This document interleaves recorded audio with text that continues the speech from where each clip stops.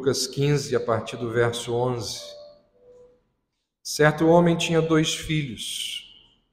O mais moço deles disse ao pai: Pai, dá-me a parte dos bens que me cabe. E ele lhes repartiu os haveres.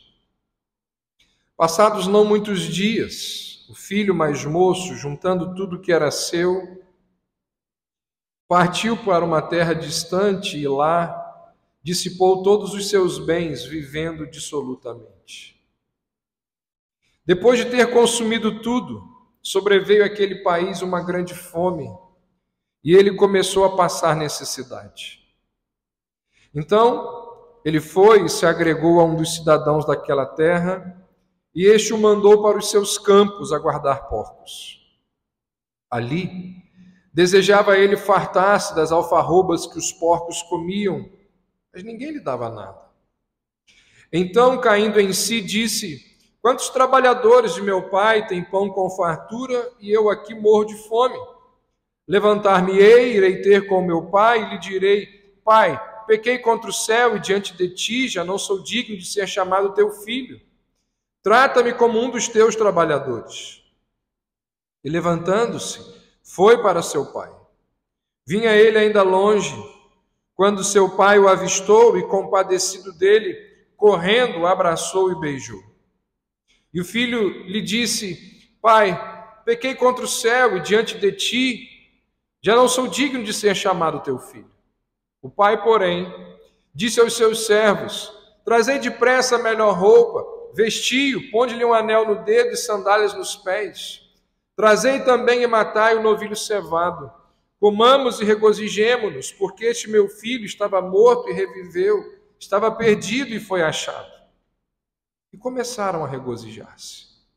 Ora, o filho mais velho estivera no campo, e quando voltava, ao aproximar-se da casa, ouviu a música e as danças, chamou um dos criados e perguntou-lhe o que era aquilo. E ele informou: Veio teu irmão e teu pai mandou matar o novilho cevado, porque o recuperou com saúde. Ele se indignou e não queria entrar. Saindo, porém, o pai procurava conciliá-lo. Mas ele respondeu a seu pai: Há tantos anos que te sirvo, sem jamais transgredir uma ordem tua, e nunca me deste um cabrito sequer para alegrar-me com os meus amigos. Vindo, porém, esse teu filho, que desperdiçou os teus bens com meretrizes, tu mandaste matar para ele o novilho cevado. Então lhe respondeu o pai: Meu filho, tu sempre estás comigo, tudo que é meu é teu. Entretanto, era preciso que nos regozijássemos e nos alegrássemos, porque esse teu irmão estava morto e reviveu. Estava perdido e foi achado. Você conhece alguém que não tem problemas de relacionamento? Você conhece alguém que se dá bem com todo mundo? Todo mundo.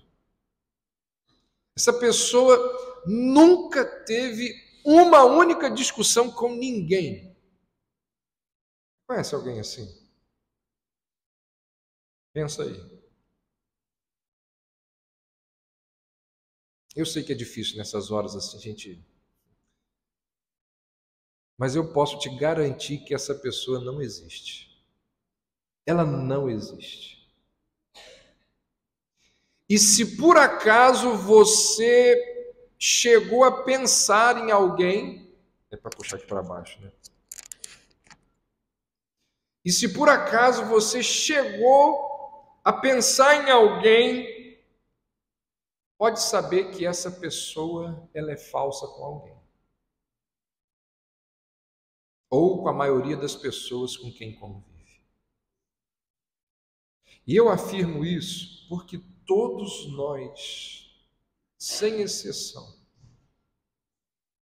temos um lado problemático da nossa personalidade. Todos nós. São os nossos lados marrons, cinzentos. São aquilo que alguns filósofos gostam de chamar de as nossas sombras. aquilo que alguns, de uma forma assim, mais bela, mais poética, dizem que são os túneis, os labirintos, os fossos da nossa alma. A mitologia grega até diz do Minotauro, aquele ser que é capaz, meio homem e meio bicho, lembrando da nossa personalidade, daquilo que é capaz do previsível e do imprevisível. E lá naquele mundo de sombras é onde habita o Minotauro das nossas almas. Todos nós temos, todos nós temos. Há um escritor americano chamado Mark Twain. Ele disse que nós somos todos como a lua. Temos um lado meio cinzento que a gente não quer que ninguém veja. Existem coisas em nós que a gente não sabe que existem, que estão ali. Por isso que a gente precisa da pregação das Escrituras. Por isso que muitas vezes a gente precisa da ajuda de um psicólogo, do olhar do outro, do olhar de fora. Porque existem coisas em nós que a gente não sabe que estão ali. E aí, com o passar do tempo e a ajuda de pessoas, da pregação das Escrituras, nós começamos a sentir e a perceber que, de fato, existem coisas em nós que a gente não sabia que existia e a gente começa a descobrir que elas estão ali. E uma pessoa mais incomodada e mais sábia começa a ficar inquieta com aquilo que ela percebe que existe nela, mas às vezes ela não sabe de onde aquelas coisas vêm. Às vezes é uma herança familiar, às vezes é a convivência com o pai, às vezes não sei, a pessoa tenta descobrir com as mais diversas ferramentas. Quem nunca ouviu um cônjuge ou um irmão ou alguém dizer assim, você é igualzinho papai? E aí então a gente, depois de algum tempo, a gente começa a suspeitar da origem daquelas coisas que existem em nós. E aí chega uma hora que a gente não sabe o que fazer com aquelas coisas. E são essas coisas que muitas vezes nos levam a perguntar assim, como que eu fui capaz de fazer isso? Como que eu pude fazer isso? São coisas que existem dentro da gente. Coisas para as quais as Escrituras estão ali o tempo todo nos alertando e tentando abrir os nossos olhos para que a gente venha mudar, para que a gente seja transformado e essas coisas não venham a nos atrapalhar e atrapalhar os outros que estão próximos a nós, que convivem com a gente. Isso, eu estou falando de coisas nossas, pessoais.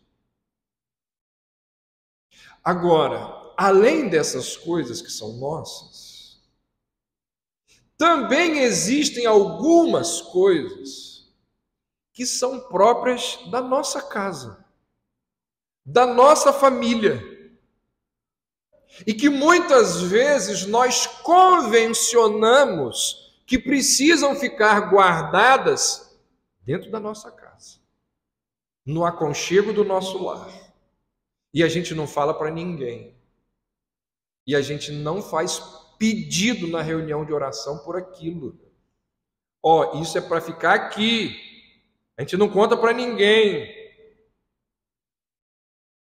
Entendemos que não se deve falar e muitas vezes a gente não tem nem coragem de falar.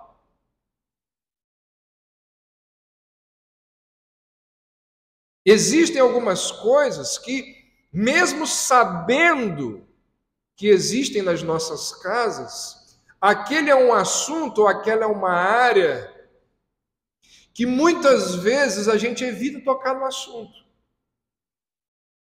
São coisas indizíveis, são coisas assustadoras, que se a gente tocar naquele assunto, a gente sabe que naquela noite a gente não vai dormir direito, o cônjuge não vai dormir direito, a gente imagina que os próximos 3 dias, né, vão ser complicados.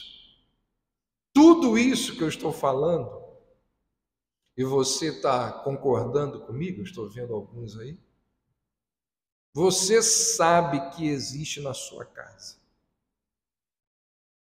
Existe na minha também. Na de todos nós. Na de todos nós. E tudo isso denuncia o mundo das sombras na nossa personalidade. E é nesse lugar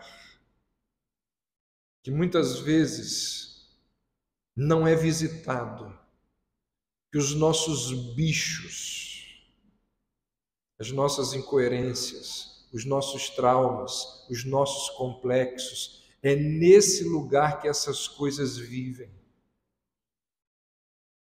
E eu posso afirmar para você, baseado nas Escrituras, eles se alimentam da obscuridade. Eles não se alimentam de luz. Quanto mais nós escondemos essas coisas, mais elas crescem, mais elas ganham força. São aqueles lugares que ninguém visita. Parece uma casa mal assombrada. Quando a nossa consciência ou quando os nossos pensamentos começam a chegar perto, ou quando a exposição das Escrituras vai na direção daquilo, parece que a gente trava, porque a gente não quer tratar daquilo com a gente mesmo. E o problema é que é exatamente desse mundo, desse lugar, que surgem as respostas mais importantes e cruciais que nós damos à vida. Por que agimos? Como agimos de determinada maneira? Por que a gente faz isso? Por que a gente pensa isso? As respostas para essas coisas estão lá.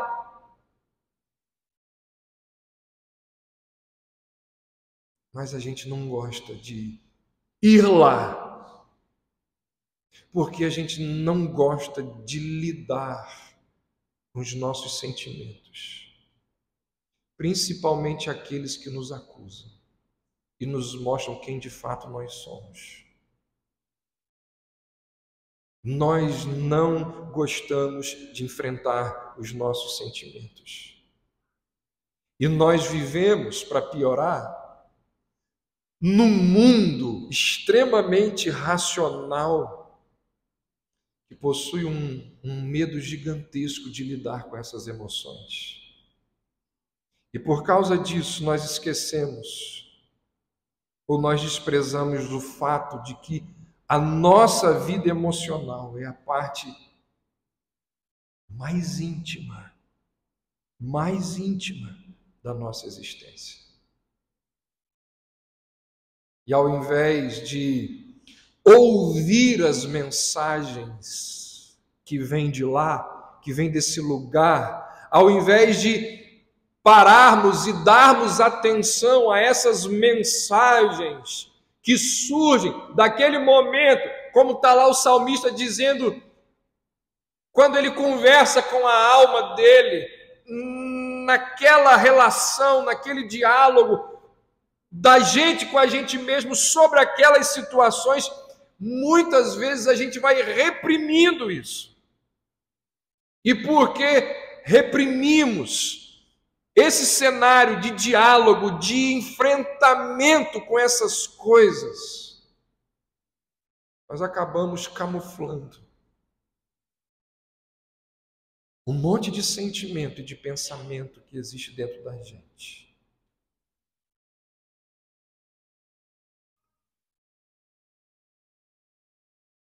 E o que acontece é que quando esse lado da nossa personalidade em alguns momentos dentro da nossa casa, por algumas circunstâncias e contextos, quando esse lado da nossa personalidade aflora, nós não sabemos o que fazer com ele e as pessoas que estão próximas a nós também não. E vira um caos. Essa banda problemática da nossa personalidade é que torna a experiência em família tão conflitante, tão difícil. Você sabe, eu sei, nós sabemos que o relacionamento familiar é sempre uma experiência de gestão de diferenças.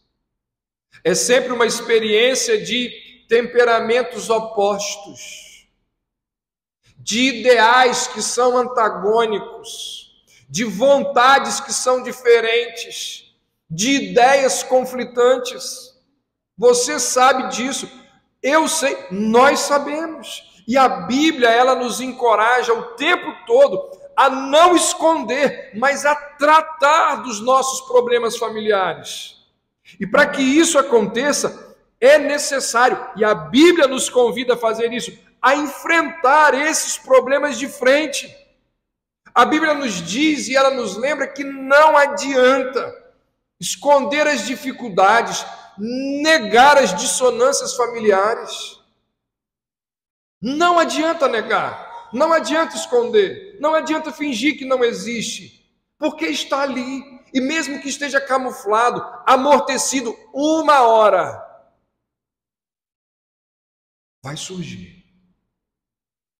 Se aquilo não foi tratado, se aquilo não foi resolvido, se aquilo não foi vencido, uma hora aquilo vai voltar. E pode voltar com muita força. Não adianta, dizem as Escrituras, superficializar problemas. Isso aí é só um ciúmezinho. Esse ciúmezinho é só a ponta do iceberg. Isso aí é só um negocinho. É só um negocinho entre irmãos. Superficializar problemas. E tem assim algumas casas que até elaboram alguns dizeres, alguns jargões para tentar superficializar os problemas, mas jargões não espantam problemas. Por que eu estou dizendo isso? Porque quando a gente olha para a Bíblia ela não esconde os problemas existentes dentro dos lares. Quando você lê as Escrituras, a Bíblia revela, a Bíblia parece que ela abre a cortina das famílias e diz, olha, elas estão cheias de problemas. A Bíblia não esconde o lado negro das famílias. A Bíblia relata uma geração de mentirosos, Abraão, Isaque e Jacó. Qual era o problema daquela casa? Mentira. O povo ali mente o tempo inteiro. E a Bíblia vai descrevendo a mentira de Abraão, a mentira de Isaque, a mentira de Jacó, e como que esse clã foi extremamente prejudicado pela mentira.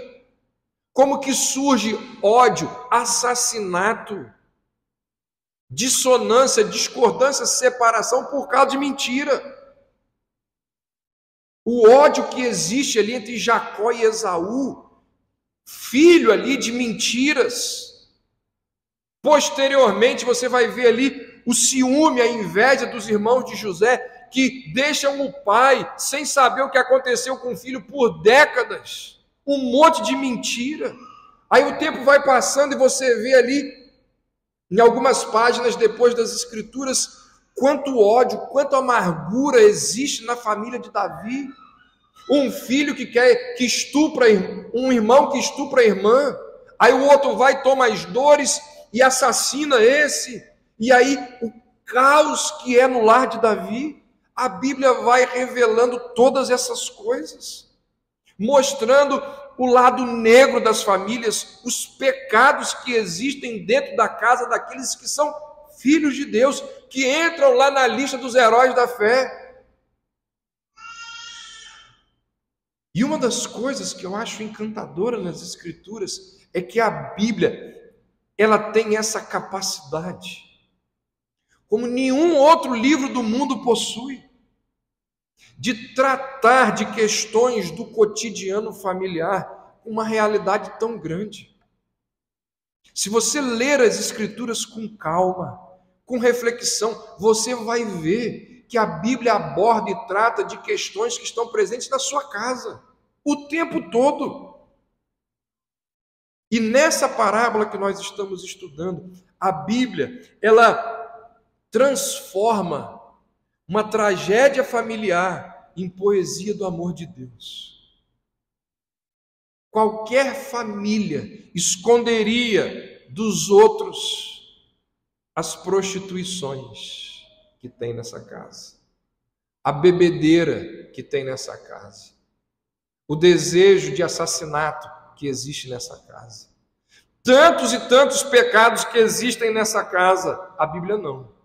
Ela revela, corroborando com tudo que eu estou falando até agora. E por que a Bíblia faz isso? Porque, como vai dizer o provérbio,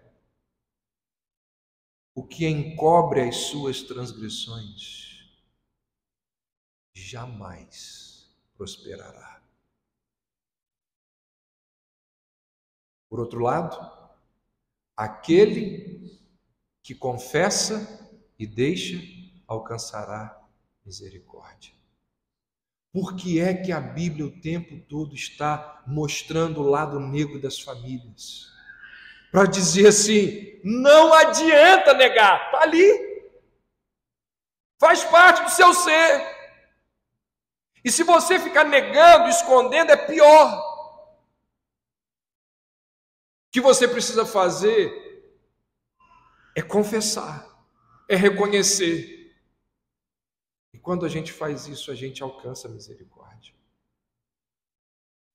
Esse texto que nós lemos, ele nos fala, nos lembra que a família é um lugar. A família é um lugar. Não é uma criação hipotética. Não é a família não é abstrata, a família existe. A família do pródigo morava num lugar real, provavelmente no campo. Por quê? Porque o texto diz que o pai vê o filho de longe. Então não devia ser ali uma região de montanhas. Um lugar real, com pessoas reais que vivem dentro dela.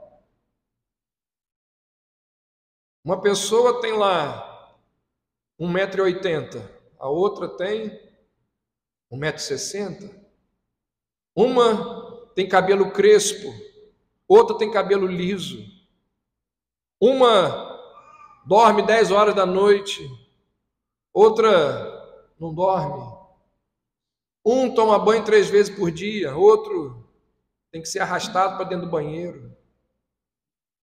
Pessoas reais moram em lugares reais.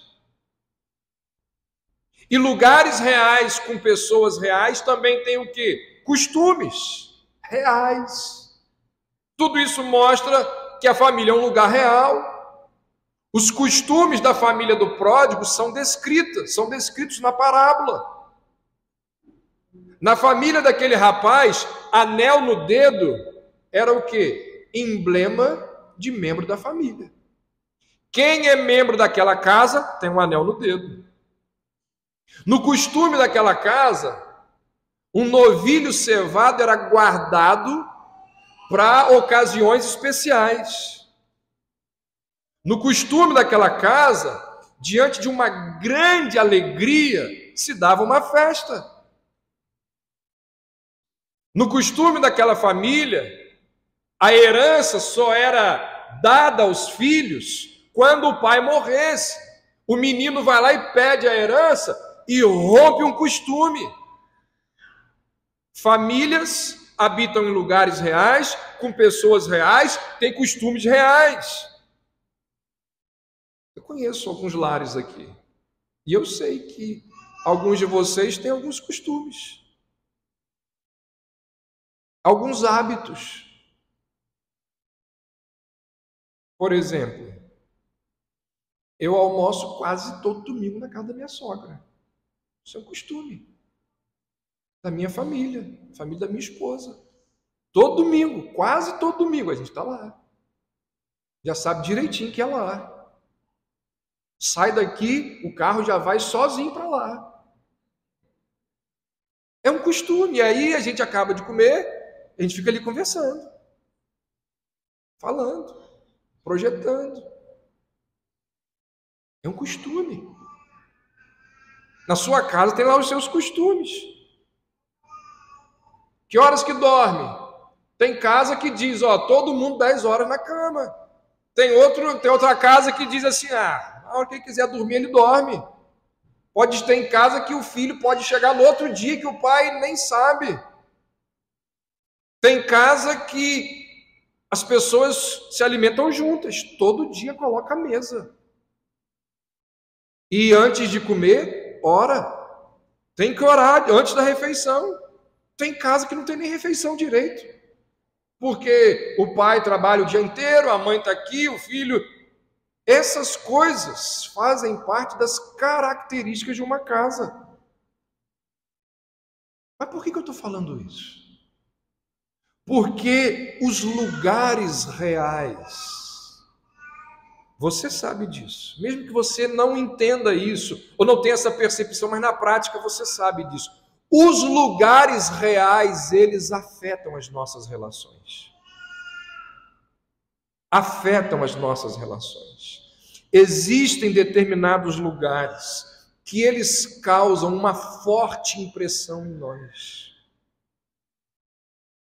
Quando eu venho aqui na igreja durante a semana, eu abro aquela porta ali, na hora que eu entro ali e eu vejo esses bancos vazios, esse lugar aqui, eu sou inundado por alguns sentimentos e pensamentos que eu não tenho em lugar nenhum.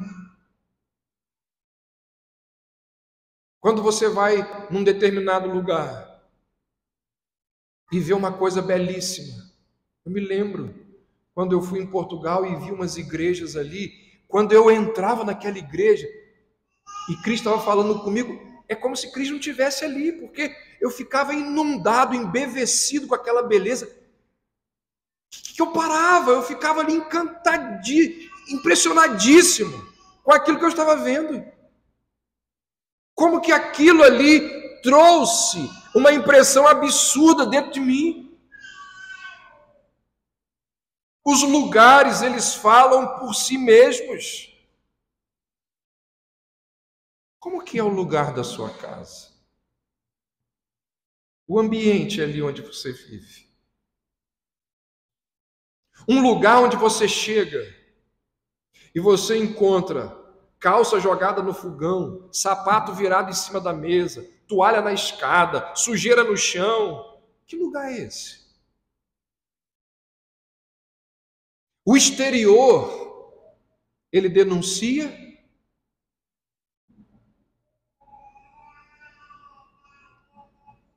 o nosso interior. Essa semana, esse fim de semana, desde quinta-feira, na verdade quarta, eu não parei em casa. Eu e Cris ficamos na rua o tempo todo. Aí ontem à tarde, eu levei o Wilson lá em casa, o pastor Wilson, para poder mostrar um negócio a ele lá. E eu esqueci que a gente não estava em casa já há algum tempo. Não parava em casa. Na hora que eu abri a porta, eu falei, meu Deus. E eu falei assim, Wilson, isso aqui é resultado de 3 dias que a gente não para em casa. Ele, nada. Muito educado. Denuncia o que é o nosso exterior. Um lugar onde ninguém abre a boca na hora do almoço. Tem casas assim. Aquilo ali é uma casa ou é um quartel? O lugar da nossa casa, desde os elementos de natureza física até as organizações internas, os papéis, as estruturas, os poderes, as mensagens que nós transmitimos, quando nós falamos ou quando nós deixamos de falar, tudo isso possui uma força enorme dentro de cada membro da família. O filho pródigo, ele conhecia tanto a casa, que quando ele perde tudo, quando ele está lá na sarjeta, ele lembra da onde? Da casa. E ele diz: quantos trabalhadores na casa de meu pai tem pão com fartura, e eu aqui morro de fome. Aquela memória daquele lugar, daquela vida, lá na frente, se transforma numa mensagem que o relembra, que o sacode e que o convida a um retorno. Irmãos, não existe lugar mais forte de significação do que o nosso lar. Quer para o bem, quer para o mal. Tudo que acontece dentro do nosso lar ficará marcado para sempre na memória daqueles que vivem ali. Eu tenho as minhas memórias de quando eu vivia na casa dos meus pais. E quando eu vou lá hoje, eu passo em alguns cômodos, imediatamente vem na minha memória situações, contextos, diálogos, lágrimas, momentos felizes, que aquele ambiente ali, que aquele cômodo me lembra. Os lugares reais, eles têm efeito sobre as nossas vidas e sobre a vida das pessoas que moram ali. Então, leve a sério a criação daquele ambiente, a gestão daquele ambiente, onde os seus filhos crescem, onde o seu cônjuge está. Qual é o recado que o lugar da sua casa diz para os seus filhos, diz para a sua esposa, diz para você mesmo, diz de você? A família é um lugar. E a parábola me lembra que a família é um lugar de culpa. A família é um lugar de culpa. Os nossos lares são locais de muita culpa. Muita culpa. Mães sofrem por não ter dado o peito, o tempo suficiente para os seus filhos. Trauma. Pais sofrem com culpa porque não estavam presentes naqueles momentos especiais na vida dos seus filhos, porque estavam trabalhando, porque tiveram compromissos e não puderam comparecer naquele lugar, naquele ambiente, naquele momento, quando o filho estava fazendo algo que era importante para o filho. E muitos desses pais tentam compensar essa ausência com presentes, comprando a culpa, pagando pela culpa. Quantos filhos sofrem com culpa por terem causado tanto transtorno, tanto vergonha aos seus pais? Quantos maridos sofrem com culpa por causa de situações em que acabaram envergonhando a sua esposa? Nós poderíamos aqui ficar mencionando várias situações, as mais diversas, que existem dentro das nossas casas e que geram culpa, mostrando que os nossos lares são lugares de muita culpa. Na parábola nós vemos a culpa do pai. Aí você fala assim para mim: mas pastor, se o pai ilustra Deus, ele não pode ter culpa. A Bíblia é tão fantástica que ela dá a oportunidade a Deus de sentir arrependimento. Deus disse através de Oséias: eu criei filhos, mas eles se rebelaram contra mim. E eu me arrependo de tê-los criado. Eu sei que é uma linguagem para a gente poder entender que a Bíblia usa, mas lembra esse sentimento. É como se Deus estivesse dizendo assim: meu Deus, o que eu fiz? Qual foi o pai, qual é o pai que nunca se fez essa pergunta? O que eu fiz de errado?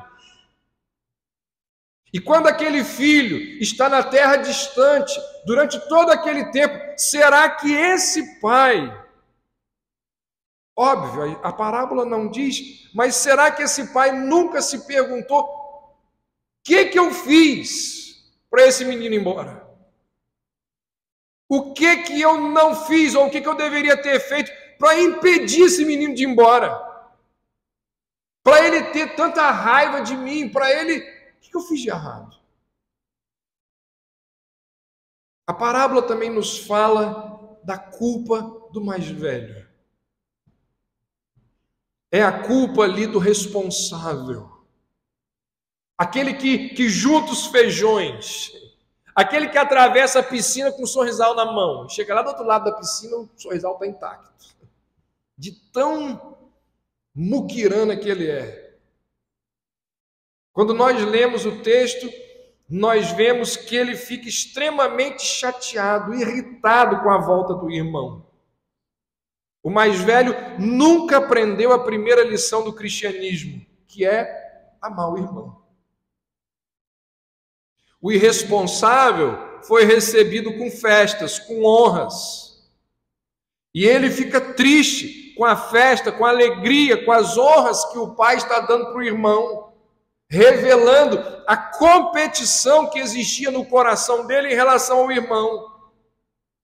Ele verbaliza e ele diz que teve vontade a vida inteira de fazer uma festa.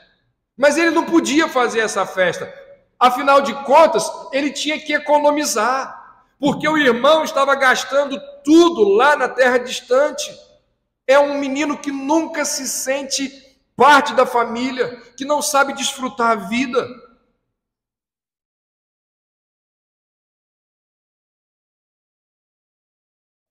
E é interessante que esse rapaz, ele interpreta as coisas de forma materialista, moralista e matemática. Olha isso. Ele interpreta tudo de forma materialista, moralista e matemática. Olha aí, eu peço que você observe no texto, o verso 29.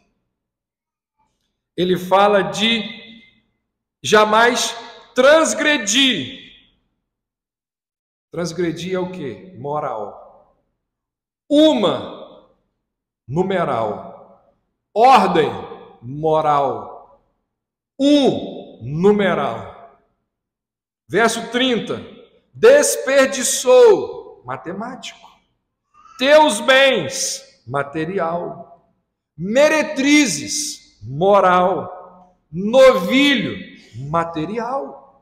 Perceba que no discurso desse rapaz, na mente dele, só tem esses três compartimentos: matemático, moral e materialista.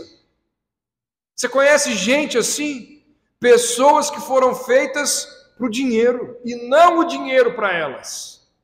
Gente que só pensa nessas coisas, questões matemáticas, questões materiais e normalmente gente que vive só para questão matemática e moralista e materialista tem problema com questões morais.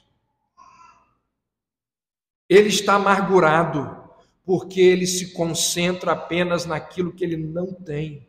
Nunca se lembrou daquilo que possuía. Foi preciso que o pai viesse e o lembrasse, o recordasse: filho, tudo que é meu é teu. Ele tinha o trabalho, ele tinha a casa, ele tinha o nome, ele tinha herança, só não tinha o foco em cima dele.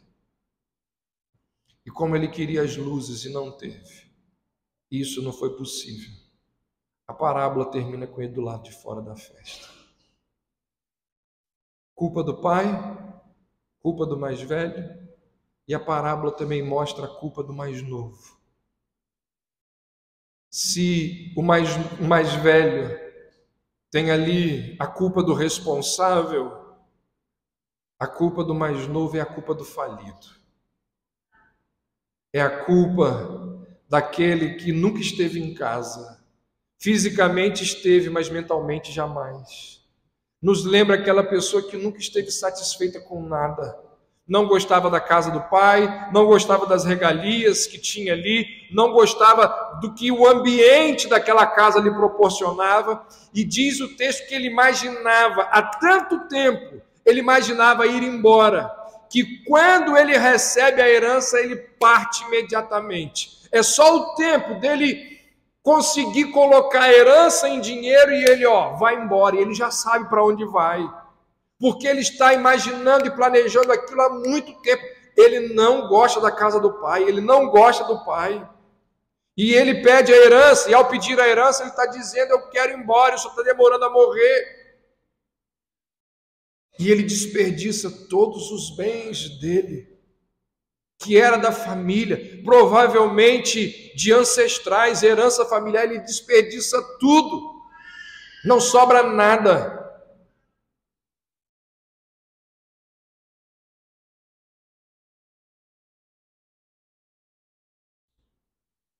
Vocês nunca pararam para pensar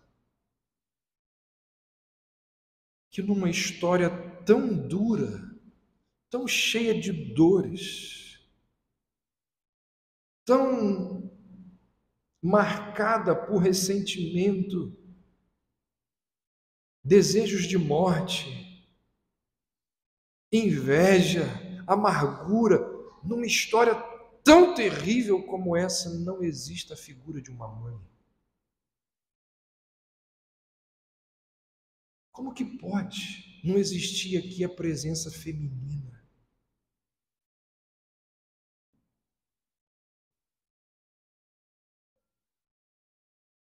E quando ele vai para uma terra distante, ele vai à procura de prostitutas. Desperdiçou os teus bens, disse o mais velho para o pai, com meretrizes. Será que ele não está aqui com saudades de uma figura feminina? De uma mãe que possa acolhê-lo? É uma criança cheia de culpa, um jovem cheio de culpa, cheio de dor. A família é um lugar real. E nesse lugar real existe uma quantidade enorme de culpas. Mas o texto também diz que a família é um lugar de graça. De culpa, mas também de graça. Como nós aprendemos em algumas mensagens aqui, a relação de Deus com o ser humano, ela não é na base do mérito e nem do demérito, do débito ou do crédito.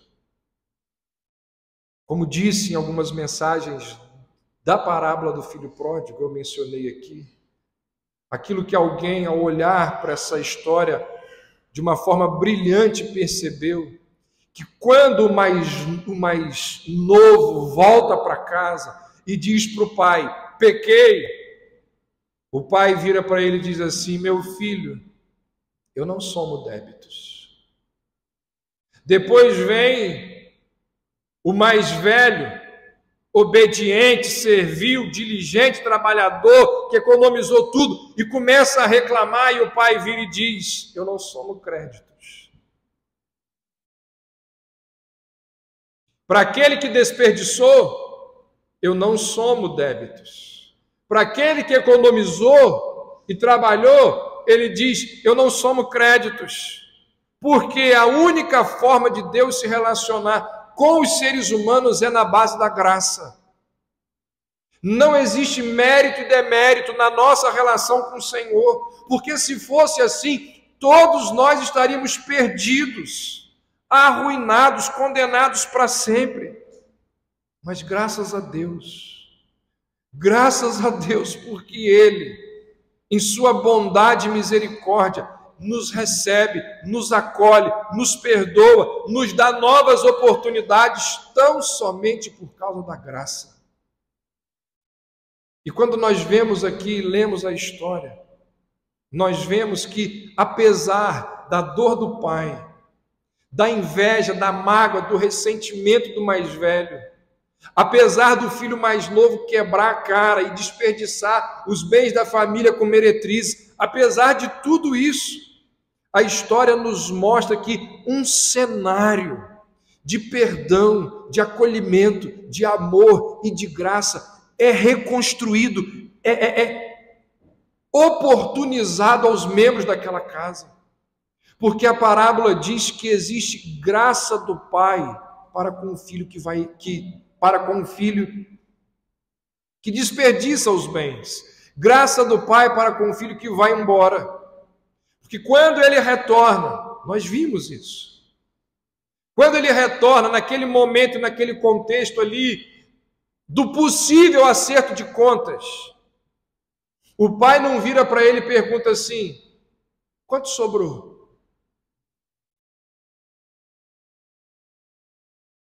Há alguma coisa ainda aí nos seus bolsos? Não. Quando nós falamos do filho mais novo, nós vimos que o pai, ele simplesmente oferece amor, acolhimento, perdão. É filho novamente. Anel no dedo, sandália nos pés, roupa no corpo. Dá uma festa, inclui o filho novamente na vida da sociedade, na vida familiar, perdoa, esquece o que passou. Ele não diz absolutamente nada para esse rapaz, mostrando gestos de graça em relação a ele. O pai poderia simplesmente deixar esse menino do lado de fora, lá na praça, para ser envergonhado. Poderia ouvir o pedido dele de trabalhar, de voltar para aquele contexto como um escravo. Poderia deixar pelo menos o menino até chegar em casa, ouvir os insultos da comunidade, mas não, ele corre na direção do menino, levanta a sua roupa e corre na direção dele, para que a vergonha naquele momento fosse direcionada para o pai e não para o filho. Gestos de graça o tempo inteiro na direção do mais novo. Gestos de graça também na direção do mais velho. Irmãos, na nossa sociedade, no nosso contexto, é fácil um pai ir buscar um filho que esteja na rua, zangado, mimado, fazendo beicinho porque não gostou de alguma coisa da casa.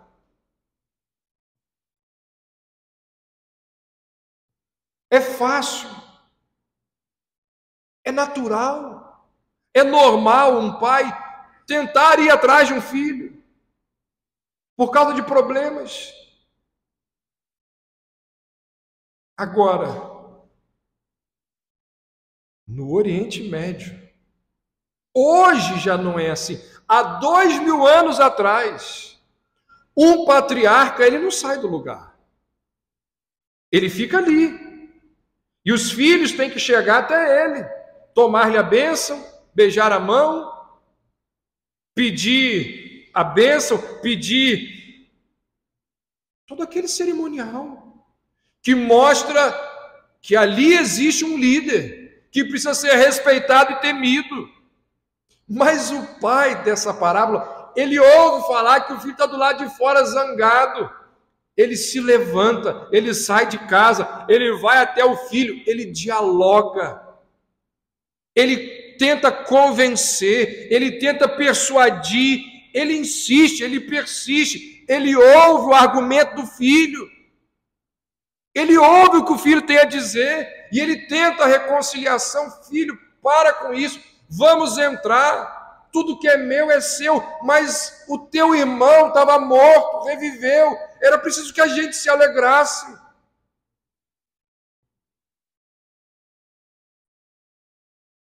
Família é um lugar real. A família é um lugar de culpa. Mas a família é um lugar de graça. E eu quero encerrar fazendo você refletir sobre a sua casa.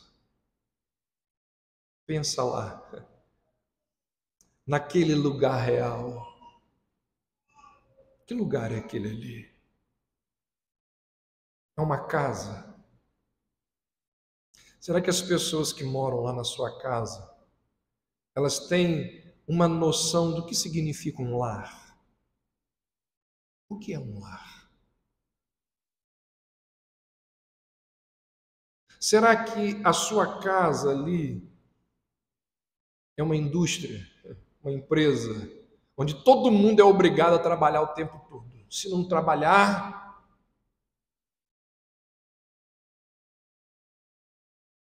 será que a sua casa é uma pocilga?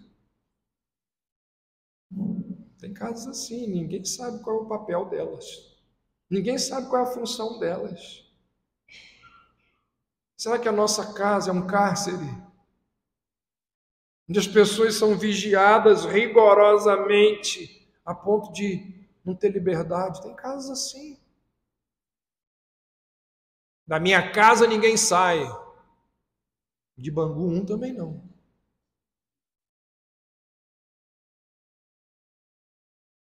Será que a nossa casa é um teatro? As pessoas estão ali fingindo. As pessoas usam máscaras nos seus relacionamentos ali, e você sabe disso.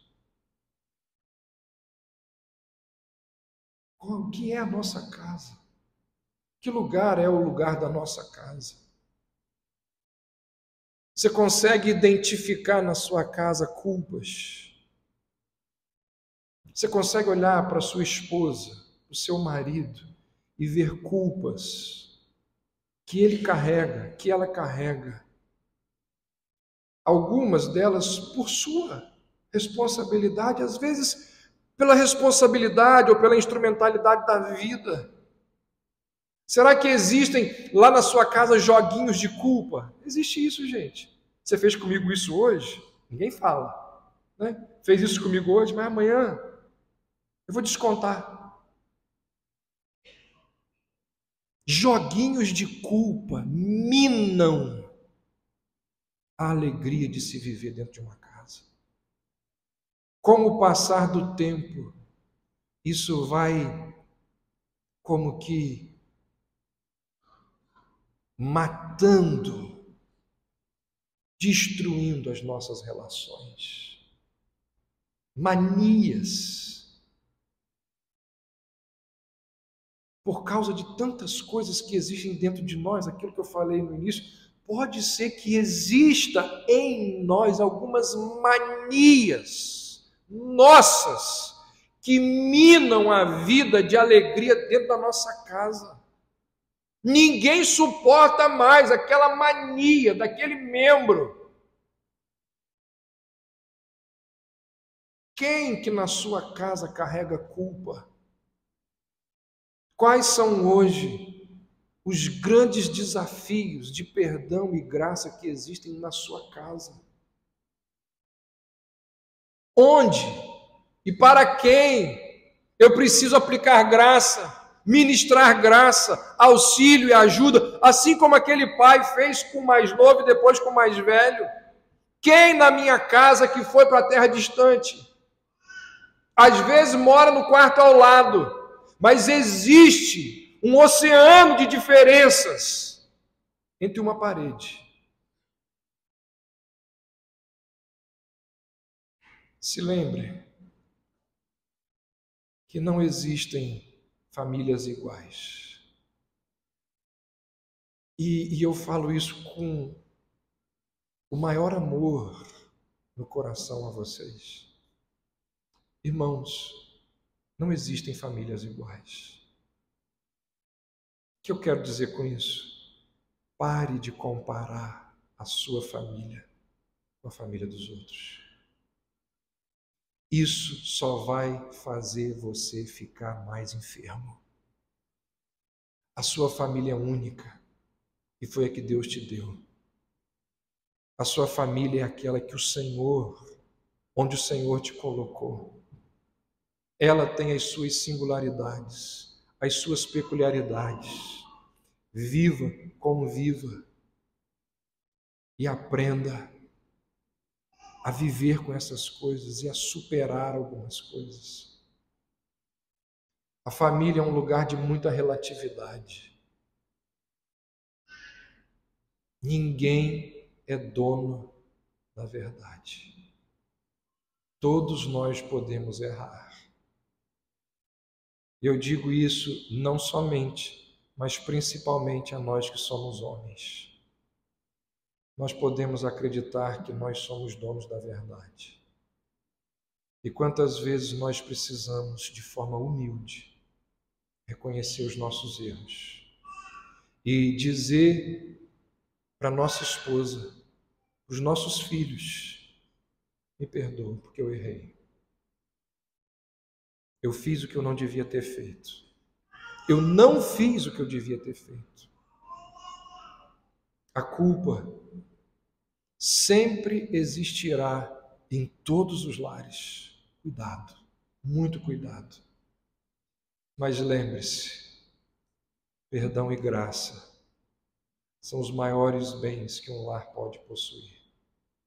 E a Bíblia nos diz que perdão e graça estão acessíveis a todos os lares.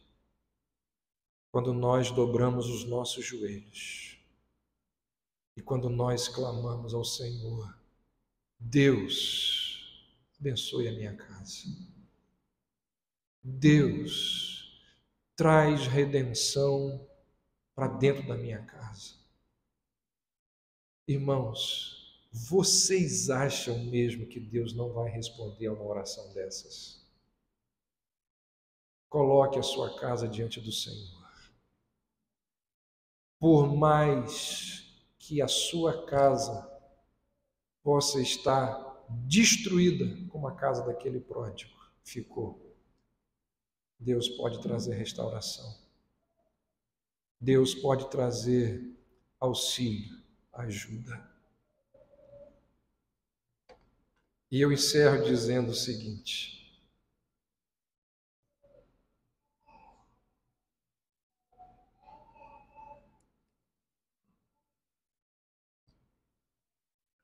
alguns de vocês aqui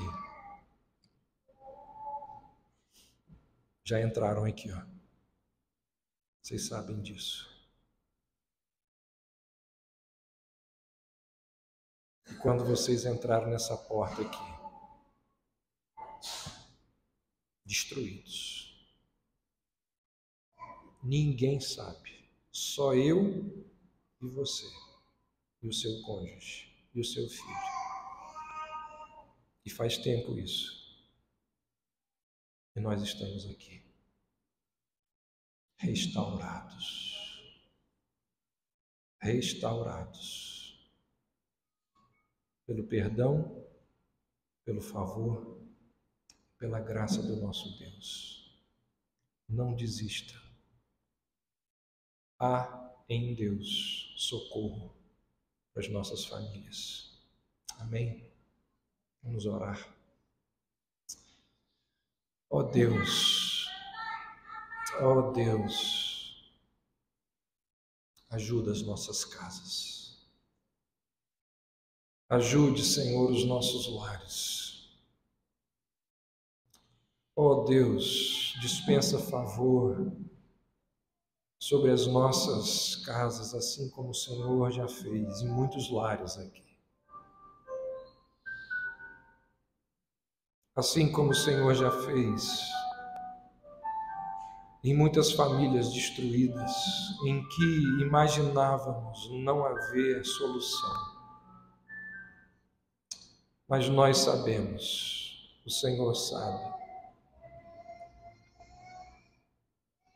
do milagre que o Senhor realizou na vida de muitas famílias aqui. E certamente, Senhor, que existem tantas outras famílias que eu não sei, e muitos aqui não sabem, só o Senhor sabe dos milagres operados. Por isso, ó Deus, Deus de redenção, Deus de salvação, Deus de cura,